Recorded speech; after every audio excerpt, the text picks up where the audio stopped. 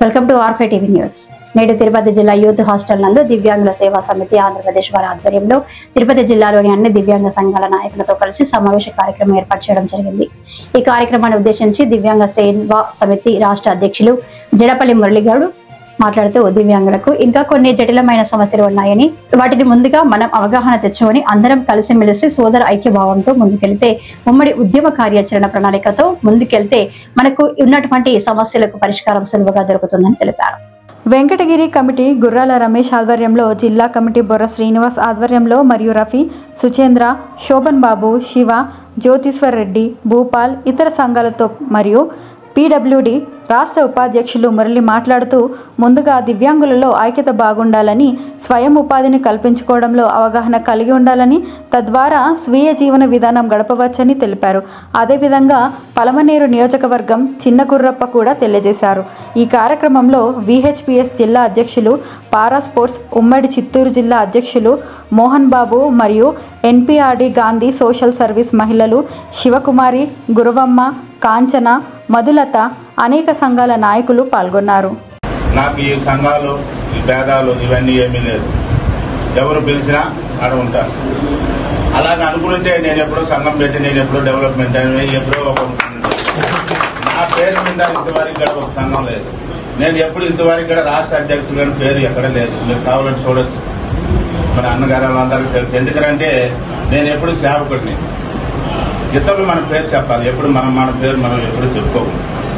By that is a policy. ఎప్పుడు మనం అనుకుంటామో అది ఎప్పుడంటే పేరు ఆటోమేటిక్ వస్తూ ఉంటుంది. మనం ఎత్తుక్కొని పోకూడదు. ఎప్పుడు రాష్ట్ర అధ్యక్షులు రేపు తెల్లారితో కూడా మనం పేపర్లు వేసుకోవచ్చు. ఏమీ లేదు, ఇంట్లో కూర్చొని ఏం పనిగా చేయలేదు. రాష్ట్ర అధ్యక్షులు కాదు, ఇంటర్నేషనల్ అధ్యక్షులు కూడా వేసుకోవచ్చు. ఒక పేపర్ ഒന്ന് తీసుకొని వాడికి 100-1000 ఇస్తే వేసుకోవచ్చు. దట్ ఈస్ ఇది ఇంపార్టెంట్ కాదు. నాకు తెలిసి అనేకమైన సంఘాలు ఈ చిత్తూరు జిల్లాలో, ఉమ్మడి చిత్తూరు జిల్లాలోనే చాలా ఉన్నింది.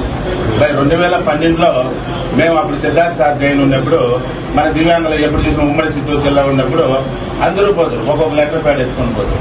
సార్ మేము వికలాంగుల సేవా సమితి, మేము ఆంధ్రజ్యోతి, ఇంకొకటి ఏదో ఇప్పుడు ఉన్నారు కదా మన ఎట్లున్నా అలాగా అందరూ పోతే, అందరూ పోయి ఏమంటున్నారంటే, సార్ మురళి సరిలేదు, ఆ సంఘం నుంచి నేను వచ్చున్నాము, వాళ్ళంతా యామారి చేస్తున్నారు, మేము సరే సంఘం పెట్టున్నాము, మాకు మీరు చెయ్యండి అనేసి. రేపు తెల్లతో మోహన్ పోయి ఏం చేసి అంటే, నాకు ఇంకొకరి గురించి సార్ శివకుమార్ అనే ఆమె సరిలేదు.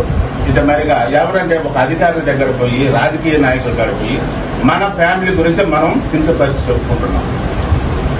అది ఎప్పుడు ఫుల్ స్టాప్ అవుతుందో ఆ రోజు మన దివ్యాంగుల సమాజం బాగుంటుంది. దయచేసి ఈ రోజు నేను మీ అందరికీ చెప్పడానికి ఒకే కారణం ఏమంటే, మనం ఈ యొక్క సంఘం దానికోసం ప్రారంభించారో మీ వరకు తెలుసు అందరికీ. నేనేమంటానంటే, ఎదుటి వాళ్ళు ఏమనుకుంటారో, వెనకాల ఏం చెప్తున్నారో దీనంతా మీరు డోంట్ కేర్. మీ యొక్క గోల్ ఏమో అది మీరు చేసుకుంటూ ముందుకు పోండి. ఇతరులు మనం ఏం చేయాలంటే, ఇతరులు ఏమైనా మన వాళ్ళు ఏమంటే, ఒక 50 పనులు మనం మంచిగా చేస్తున్నాం, ఒక్కే పని 49 పనులు మంచిగా చేస్తుంటాం. ఒక్క పని చేయలేదంటే ఆ రోజు నువ్వు సెట్టోడి. ఎంతనా చెయ్యి, 6 పని చేయలేదంటే ఆయన వేస్ట్, వాళ్ళు ఎందుకు చెప్తే చేయనంటారు. అదే ఆ ఇబ్బందులు ఏమి ఎందువల్ల చేయాలని ఎవరు ఆలోచించేది లేదు.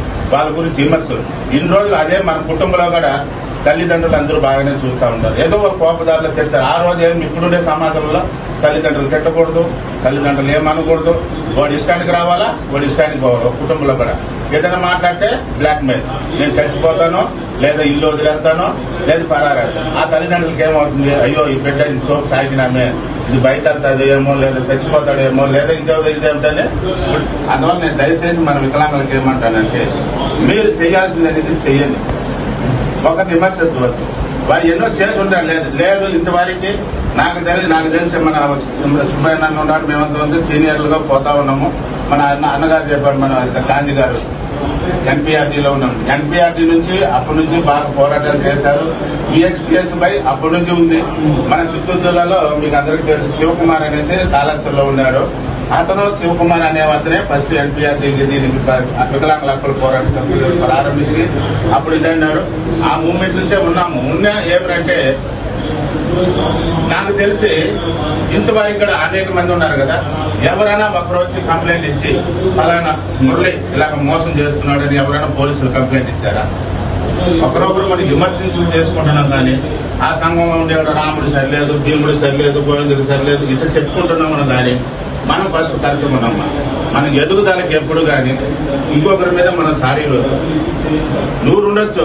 ఈ రోజు నేను శివకుమార్ తిరిగి ఉంటాము, బైకులు ఒకటిగా పోయి ఉంటాము, రేపు తెల్లారి నేను చెడ్డాడు అయిపోతుందా, ఆ అమ్మాయి చెడ్డాడు అయిపోతుందా? ఏదో చిన్న మాకిద్దరికి మనస్తాపం అవుతుంది. దీనివల్ల ఏం చేస్తున్నాము, మనం విభజనలు చేసుకుంటున్నాం. రేపు తెల్లారితో లేదు అంటే శివ ఏం చేస్తారు, ఇంకొకరిని ఎక్కించుకొని బైక్లో తిరగదు, నేను ఇంకొకరిని ఎక్కించుకొని బైక్లో తిరుగుతాం. అప్పుడు ఓడి సరిలేదు, ఈ సరిలేదు, ఇవితే చెప్పుకొని జరుగుతున్నాం. కానీ మన సమాజానికి ఏం చేయాలని మనం ఆలోచించేది. ఇప్పుడు చాలా మంది చెప్పారు పెన్షన్ రాలేదు, మాకు బస్ పాసులు రాలేదు, లేదు బ్యాక్లాగ్ పోస్టులు రాలేదు. మన వాళ్ళు బ్యాక్లాగ్ పోస్టులు ఈ రోజు కూడా మన మురళి గారు పర్మిషన్ ఇచ్చే మన జాబ్ ప్లేస్మెంట్ ఒక ఆయన యూత్ పార్క్ జాబ్ అనేది ఒక ఆయన ఉన్నాడు సారు, ఆయన గారు రమ్మంటాను కావాలంటే ఒక 5 నిమిషాలు మీకు చెప్తారు.